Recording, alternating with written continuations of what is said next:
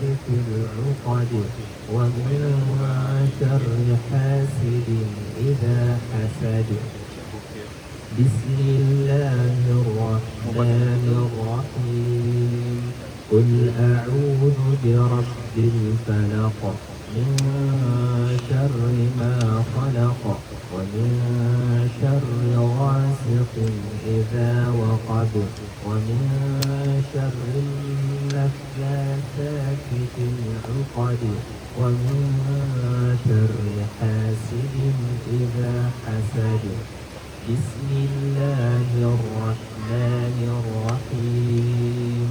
قل أعوذ برب الناس ملك الناس إله الناس من شر الوسواس الخناس الذي يوسوس في صدور الناس من الجنة والناس. بسم الله الرحمن الرحيم. قل أعوذ برب الناس ملك الناس إله الناس من شر الوسواس الخناس الذي يوسوس في صدور الناس من الجنة والناس. أصبحنا وأصبح الملك لله والحمد لله لا إله إلا الله وحده لا شريك له له الملك وله الحمد وهو على كل شيء قدير. رب أسألك خير ما في هذا اليوم وخير ما بعده وأعوذ بك من شر ما في هذا اليوم وشر ما بعده. رب أعوذ بك من الكسل وسوء الكبر. رب أعوذ بك من عذاب في النار وعذاب في القبر. اللهم بك أصبحنا وبك أمسينا وبك نحيا وبك نموت وإليك النشور. اللهم أنت ربي لا إله إلا أنت خلقتني وأنا عبدك وأنا على عهدك ووعدك ما استطعت. أعوذ بك من شر ما صنعت. أبوء لك بنعمتك علي وأبوء لك بذنبي فاغفر لي فإنه لا يغفر الذنوب إلا أنت. اللهم عافني في بدني. اللهم عافني في سمعي. اللهم عافني في بصري. لا إله إلا أنت. اللهم إني أعوذ بك من الكفر والفقر وأعوذ بك من عذاب القبر. لا إله إلا أنت. اللهم عافني في بدني. اللهم عافني في سمعي. اللهم عافني في بصري. لا إله إلا أنت. اللهم إني أعوذ بك من الكفر والفقر وأعوذ بك من عذاب القبر لا إله إلا أنت اللهم عافني في بدني اللهم عافني في سمعي اللهم عافني في بصري لا إله إلا أنت اللهم إني أعوذ بك من الكفر والفقر وأعوذ بك من عذاب القبر لا إله إلا أنت اللهم إني أسألك العفو والعافية في الدنيا والآخرة اللهم إني أسألك العفو والعافية في ديني ودنياي وأهلي ومالي اللهم استر عوراتي وآمن روعاتي اللهم احفظني من بين يدي ومن خلفي وعن يميني وعن شمالي ومن فوقي وأعوذ بعظمتك أن أغتال من تحتي اللهم عالم الغيب والشهادة فاطر السماوات والأرض رب كل شيء ومليكه أشهد أن لا إله إلا أنت أعوذ بك من شر نفسي ومن شر الشيطان وشركه وأن أقترف على نفسي سوءا أو أجره إلى مسلم بسم الله الذي لا يضر مع اسمه شيء في الأرض ولا في السماء وهو السميع العليم بسم الله الذي لا يضر مع اسمه شيء في الأرض ولا في السماء وهو السميع العليم بسم الله الذي لا يضر مع اسمه شيء في الأرض ولا في السماء وهو السميع العليم رضيت بالله ربا وبالإسلام دينا وبمحمد صلى الله عليه وسلم نبيا رضيت بالله ربا وبالإسلام دينا وبمحمد صلى الله عليه وسلم نبيا رضيت بالله ربا وبالإسلام دينا وبمحمد صلى الله عليه وسلم نبيا يا حي يا قيوم برحمتك أستغيث أصلح لي شأني كله ولا تكلني إلى نفسي طرفة عين أصبحنا على فطرة الإسلام وعلى كلمة الإخلاص وعلى دين نبينا محمد صلى الله عليه وسلم وعلى ملة أبينا إبراهيم حنيفا مسلما وما كان من المشركين سبحان الله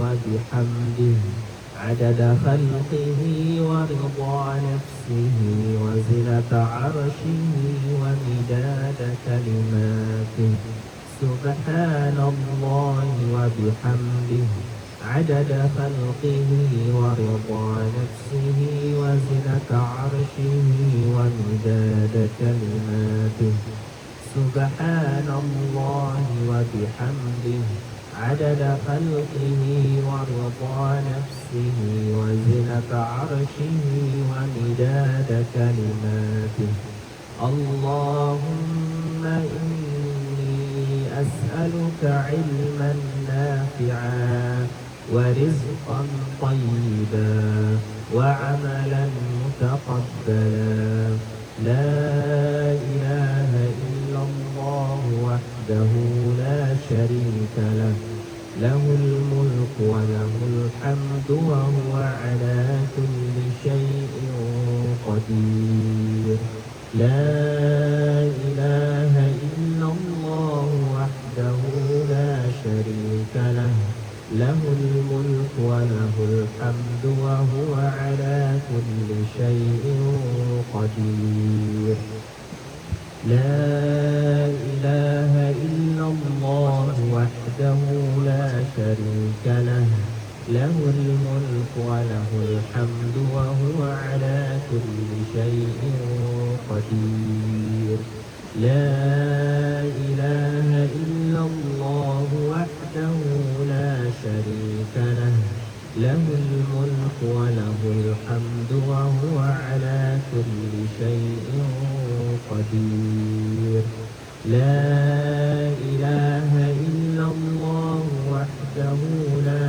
شريك له له الملك وله الحمد وهو على كل شيء قدير لا إله إلا الله وحده لا شريك له له الملك وله الحمد وهو على كل شيء قدير لا إله إلا الله وحده لا شريك له له الملك وله الحمد وهو على كل شيء قدير لا إله إلا الله وحده لا شريك له له الملك وله الحمد وهو على كل شيء قدير لا إله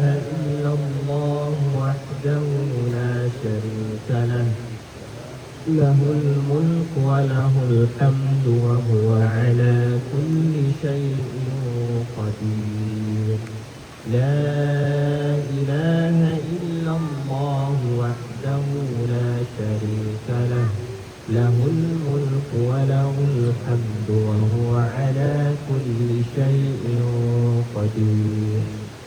Zikir berikutnya membaca tasbih dan tahmid sebanyak 100 kali.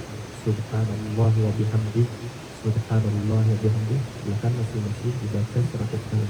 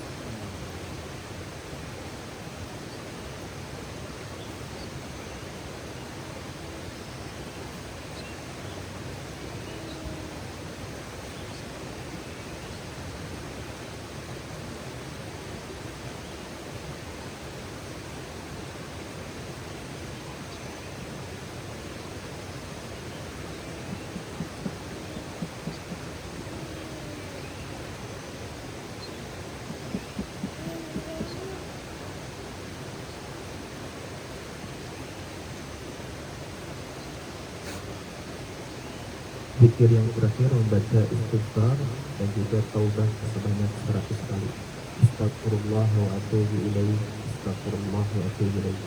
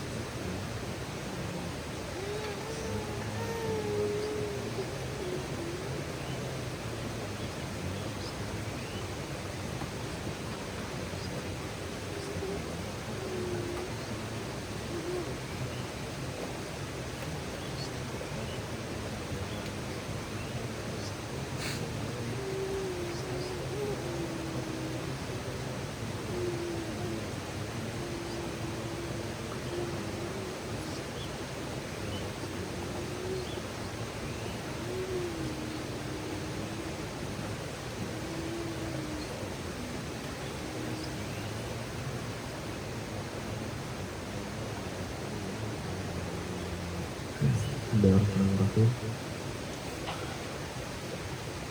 Alhamdulillah nahmaduhu wa nasta'inuhu wa nastaghfiruh wa na'udzu billahi min shururi anfusina wa min sayyiati a'malina. Man yahdihillahu fala mudilla lahu wa man yudlil fala hadiya lahu. Asyhadu an la ilaha illallah wahdahu la syarika lahu wa asyhadu anna Muhammadan 'abduhu wa rasuluhu amma ba'du. Alhamdulillah, di pagi hari yang sangat spesial ini, Masya Allah, kita sama-sama duduk di tempat yang indah, Masya Allah, sejuk, dan tidur di kemah-kemah yang Masya Allah nyaman. Dan ini adalah salah satu ibadah, karena kita harus niatkan innamal a'malu binniyat, semua amal-amalan tergantung niat. Walaupun ini kita refreshing, tapi ketika kita niatkan refreshing kita untuk mentadaburi nikmat-nikmat Allah Subhanahu wa Ta'ala, mentadaburi ciptaan Allah Subhanahu wa Ta'ala. Kita lihat di sebelah kita sungai yang mengalir, airnya jernih, pepohonan yang Masya Allah menjulang tinggi, begitu indah kita lihat, Masya Allah. Dan juga semalaman, Masya Allah, menikmati keindahan alam ini. Dan ini mirip dengan gambaran surga yang Allah gambarkan dalam Al-Quran, yang mana di dalamnya itu mengalir sungai-sungai. Cuman di surga itu sungainya bukan hanya berupa air putih saja, air tawar, tapi ada surga yang mengalirkan air susu, madu, bahkan khamar, yang mana khamar ini diharamkan di dunia bagi kita sebagai seorang muslim. Setelah di akhirat khamar ini halal, kita bisa berenang di sungai khamar dan bisa meminumnya, Masya Allah. Dan khamar di surga berbeda dengan khamar di dunia, namanya sama tapi sifatnya berbeda. Khamar di dunia itu bisa ketika diminum memabukkan, merusak otak kita. Dan khamar di surga begitu sedap, Masya Allah. Mudah-mudahan kita semua termasuk orang-orang yang dapat meminumnya, Masya Allah. Amin. Dan saya juga semalaman sambil belum bisa tidur. Ada suasananya beda ya. Tetapi kalau di Nangok mirip ya. Air, enggak air mengalir kedengaran ya. Di kampung anak nggak ada suara air. Ini suara air bikin tenang, rekaman bikin tenang. Jadi sebagian ada yang nggak nyaman ketika mendengar suara air.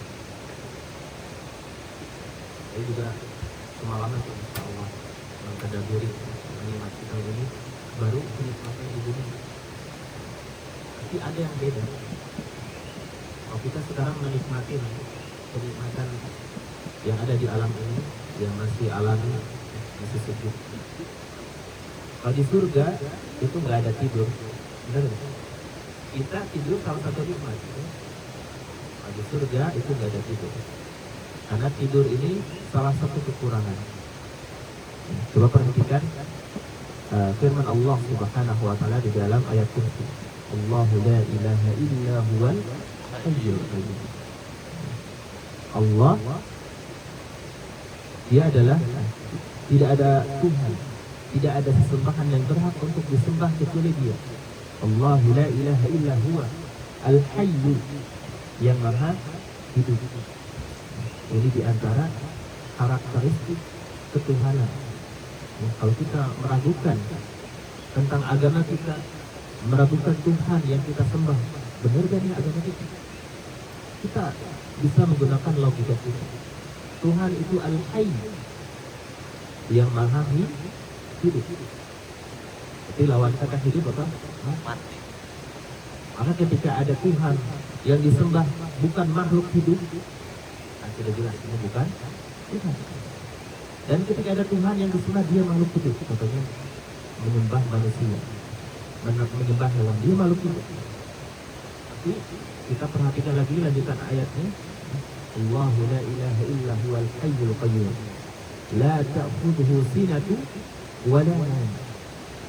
Allah ini tidak tertimpa ngantuk, wala naum, apalagi tidur. Hayyun la yamut. Allah maha hidup dan tidak pernah mati. Sedangkan Tuhan-Tuhan selain Allah itu mereka, baik Tuhan-Tuhan yang hidup, mereka itu akan mengalami yang namanya kematian. Allah Subhanahu wa Ta'ala berfirman, kullu nafsin dha'iqatul maut. Setiap jiwa, setiap yang bernapas, setiap makhluk yang memiliki ruh itu pasti akan merasakan yang namanya apa? Maut, kematian, termasuk kita. Semuanya pasti akan mengalami itu, kecuali Allah Subhanahu wa Ta'ala al-Hayy, yang maha hidup. Ini adalah tauhid sebagai penguat, pengokoh keimanan kita di zaman yang dipenuhi dengan fitnah-fitnah, subhat-subhat. Maka tauhid adalah solusinya. Kita harus menguatkan tauhid kita. Jadi kalau kita sudah menguatkan tauhid kita, kita akan teguh di atas agama ini, tidak akan goyah. Ini adalah nasihat penting bagi kita sebagai seorang muslim, umat akhir zaman. Pentingnya sering duduk di majelis ilmu, karena sebagaimana yang disampaikan oleh para ulama, di antaranya yang ditulis di kitab Al-Usul As-Salasah, bahwasanya ada 4 permasalahan yang wajib diketahui oleh setiap muslim. Apa itu? Ada yang tahu? Ada yang tahu? Silakan jawab.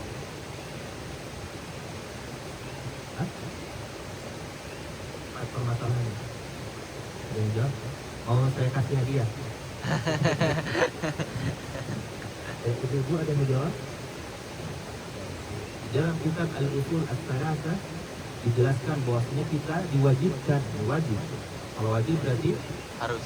Ketika kita tidak mau tahu, ketika kita tidak peduli dengan 4 permasalahan ini, tidak mau belajar, maka hukumnya berdosa. Karena ini Allah Subhanahu wa taala mewajibkan kita untuk mengetahuinya. Mengenal Allah. Jawab saja. Boleh. Mengenal Allah, mengenal Rasul. Salah.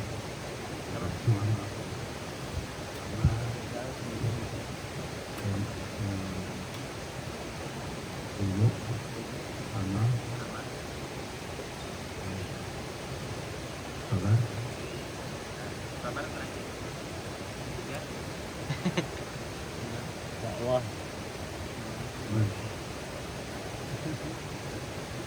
Dakwah. Nah, Dakwah. Dakwah. dakwah. Sabar. Sabar. Sabar. Sabar. Yes. Barakallahu fiik. Betul. Ini 4 permasalahan. Ini permasalahan wajib kita ketahui. Dan bukan hanya diketahui saja. Dan makna diketahui maksudnya adalah wajib kita pelajari. Yang pertama, sebagaimana yang sudah disebutkan, adalah al-ilmu.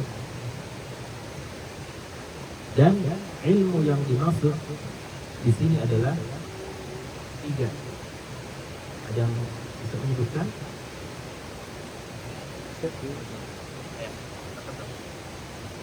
Apa? Lupa lah.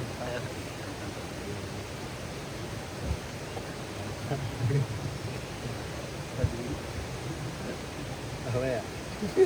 Lupa lagi. Ilmu mengenal Allah, mengenal Rasul,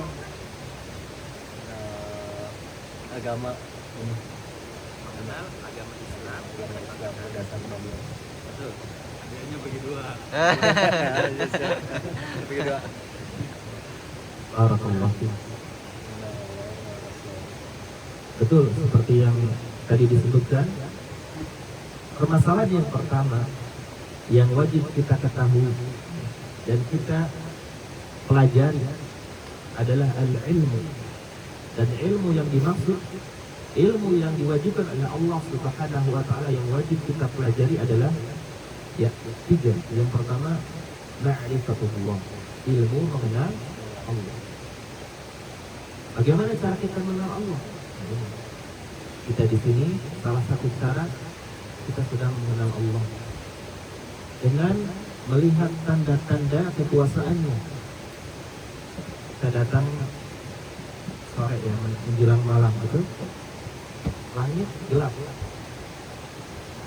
Malam langit gelap kan? Bahkan air terjun aja kita nggak ada di sana. Masya Allah. Setelah subuh langit mulai terang, Masya Allah. Baru kelihatan di belakang, Masya Allah, indah sekali air terjun. Ini diantara cara kita mengenal Allah, yaitu dengan melihat tanda-tanda kekuasaannya. Yaitu apa? Siang dan malam. Karena tidak ada satupun yang mampu mengatur 2 waktu ini, siang dan malam. Bahkan ketika seorang raja yang hidup di zaman Nabi Ibrahim, yang raja tersebut sombong, sombong sama Nabi Ibrahim, sombong kepada Allah. Dia mengaku dirinya Tuhan, sama seperti Fir'aun di zaman Nabi Musa. Kata Nabi Ibrahim, Tuhan itu Allah yang maha menghidupkan dan maha mematikan. Dan si raja mengambil 2 pasukannya, yang satu dibunuh, yang satu dibiarkan. Saya juga Tuhan, saya bisa menghidupkan, saya juga bisa mematikan. Ya, Nabi Ibrahim berpikir lagi, Tuhan itu, Tuhanku Allah, Dia yang memindahkan malam menjadi siang dan sebaliknya. Coba kamu sekarang berubah siang jadi malam, terbiar. Hari ini hanya Allah yang dapat melakukannya. Nah, ini diantara cara mengenal Allah dengan melihat tanda-tanda kekuasaannya. Di antaranya apa? Siang dan malam. Kemudian dengan melihat makhluk-makhluknya, Masya Allah. Semua yang ada di alam semesta ini adalah makhluk. Dan Allah adalah Al-Khaliq. Maka ketika kita refreshing seperti sekarang, niatkan. Ini salah satu ibadah kita, yaitu tadabbur alam. Bahkan tadabbur ini adalah ibadah pertama yang dilakukan oleh Nabi kita Muhammad sallallahu alaihi wasallam. Nabi kita Muhammad sallallahu alaihi wasallam, beliau pergi ke mana? Ke Gua Hira. Menyendiri. Kenapa? Karena pada waktu itu kaumnya jauh dari Allah, jauh dari tauhid, dan mudah bagi Allah untuk menjaga hambanya, menjaga nabinya. Karena Nabi Muhammad juga manusia biasa, sama seperti kita. Pernah suatu waktu Nabi mendengar pesta di kampung sebelah, karena manusia biasa tergerak hatinya pengen hadir, ada biasa ada nyanyian, kalau kita dangdutan, hatinya pengen itu, pengen ini, penasaran. Cuman Allah membuat dirinya ngantuk sehingga tertidur sampai apa? Sampai beres acaranya. Di antara usaha Nabi untuk menjaga hatinya adalah menjauh dari tempat tersebut. Ini menjadi pelajaran bagi kita. Ketika di tempat kita sedang ada acara-acara yang tidak sesuai dengan syariat, maka sebisa mungkin kita menjauh. Kenapa? Karena hati kita ini lemah. Tidak ada yang bisa menjamin hati kita selamat. Sebagaimana yang dilakukan oleh Rasulullah SAW. Beliau menyendiri di Gua Hira sambil mentadaburi alam semesta, mentadaburi makhluk-makhluk Allah Subhanahu wa Ta'ala. Itu cara terhindar dari apa? Fitnah. Dengan kita lari. Sebagaimana juga yang dilakukan oleh siapa? Nabi Yusuf alaihissalam. Masya Allah. Ketika digoda oleh majikannya, dia lari. Padahal nggak ada siapa-siapa. Jadi itu tuh harus lari. Jangan diam saja, jangan pasrah. Nah, seperti itu. Itu ilmu yang pertama yang diwajibkan oleh Allah Subhanahu wa Ta'ala untuk kita pelajari, yaitu apa? Ma'rifatullah, ilmu mengenal Allah. Bahkan di surat Al-Ikhlas ini lebih jelas lagi. Dan asbabun nuzul turunnya ayat ini adalah ketika Rasulullah SAW ditanya tentang siapa Allah, di mana Allah. Karena terkadang manusia itu pengen melihat langsung, pengen sesuatu yang masuk akal, tapi berbeda dengan keimanan. Keimanan itu perlu diyakini, tidak mesti harus sesuai dengan akal, karena akal kita ini terbatas. Maka Rasulullah SAW ketika ditanya tentang hal itu, beliau tidak langsung menjawab. Kenapa? Karena beliau itu manusia biasa. Apa yang disampaikan oleh beliau itu murni datangnya dari Allah Subhanahu wa Ta'ala. Jadi Rasulullah SAW itu tidak pernah berkata berdasarkan hawa nafsu, berdasarkan pendapatnya. Dalilnya apa? Dalilnya firman Allah Subhanahu wa Ta'ala, "Wa ma yantiqu 'anil hawa in huwa illa wahyun yuha." Dan tidak pernah Rasulullah SAW berbicara berdasarkan hawa nafsu. In huwa illa wahyun yuha. Melainkan apa yang diucapkannya adalah wahyu yang Allah turunkan. Makanya wahyu itu ada dua. Yang pertama apa? Wahyu itu ada berapa? Dua. Yang pertama Al-Quran. Ibu-ibu ada yang tahu? Al-Quran. Tadi yang tahu? Wahyu ada berapa tadi? Tadi apa Tuhannya ada 8. Kalau di kita banyak wahyu ya. Iya. Abi Wahyu. Abi Wahyu. Ada berapa? Dua. Yang pertama Al-Quran. Al-Quran, Sunnah. yang kedua Sunnah. Jadi wahyu itu ada dua. Ada dua. Nah, ini yang menjadi dasar yang lagi viral sekarang ya. Ustaz Bowo Aliza itu mengatakan Sepuh saya itu. Al-Quran itu bukan qala Allah tapi qala ar-Rasul. Ini Masya Allah ya. Subhanallah, ini kekeliruan, kesesatan yang memang perlu diberantas. Masya Allah. Alhamdulillah di Indonesia banyak sekali para ulama, ya, para abai, para kiai yang sudah menanggapi hal tersebut. Mudah-mudahan kita diselamatkan dari fitnah-fitnah di akhir zaman. Caranya apa? Caranya dengan menuntut ilmu. Jadi wahyu itu ada berapa? Dua. Yang pertama Al-Quran. Al-Quran adalah wahyu kalam Allah, perkataan Allah. Dan yang kedua apa? Al-Hadis. Kalau gitu berarti ada pertanyaan.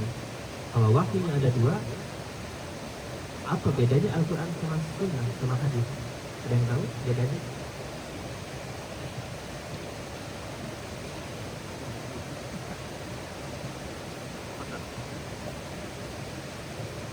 Kalau Al-Quran langsung dari Allah yang diturunkan melewati para nabi atau rasul, maksudnya yang Allah yang Al-Quran. Kalau hadis melewati nabi. Perbedaan yang pertama, perbedaan yang kedua, ada yang tahu? Masih banyak perbedaan. Jawab. Jawab baik. Udah hadiahnya seloba. Ayo dia, jawab aja Bapak. Betul, ya, tadi yang disampaikan perbedaan Al-Quran dan hadis. Ya. Kalau Al-Quran, tadi kurang tepat sedikit. Dua-duanya langsung dari Allah. Bedanya, kalau Al-Quran makna dan kalimatnya dari Allah, langsung dari Allah. Kalau hadis maknanya saja dari Allah, tapi kalimatnya dari lisan Rasulullah SAW. Itu perbedaan yang pertama. Ada yang tahu perbedaan berikutnya? Perbedaan berikutnya, perbedaan yang kedua, kalau Al-Quran ini ketika dibaca dia berpahala, dibaca saja. Rasulullah SAW bersabda, la aqulu alif lam mim harf, walakin alif harf, lam harf, mim harf. Kata Rasulullah, aku tidak mengatakan kalimat alif lam mim itu satu huruf, tidak.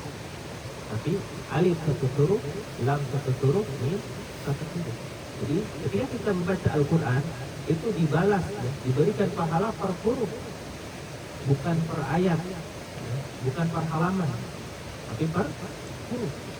Setiap huruf dibalas dengan 10 kebaikan, 10 derajat kita dinaikkan, dan 10 dosa-dosa kita dihapus. Masya Allah. Itu bedanya Al-Quran. Kalau hadis ketika dibaca saja nggak berpahala. Tapi ketika kita baca hadis dengan niat kita belajar, ingin mendapatkan ilmu, dapat pahala. Makanya kembali lagi innamal a'malu binniyat. Ini perbedaan yang kedua. Al-Quran ketika dibaca itu berpahala. Makanya perbanyak baca Al-Quran. Tapi hadis juga kita belajar membaca hadis-hadis yang ringan seperti hadis arba'in, kemudian Umdatul Ahkam. Ini buku-buku yang sudah dibuat oleh para ulama yang cocok untuk kita yang masih pemula. Jadi jangan sampai kosong banget ya wawasan kita tentang Islam. Jangan sampai kita hanya Islam KTP aja. Nah, agama kamu apa? Islam. Contohnya ditanya sama teman kita yang non Muslim, Islam itu apa?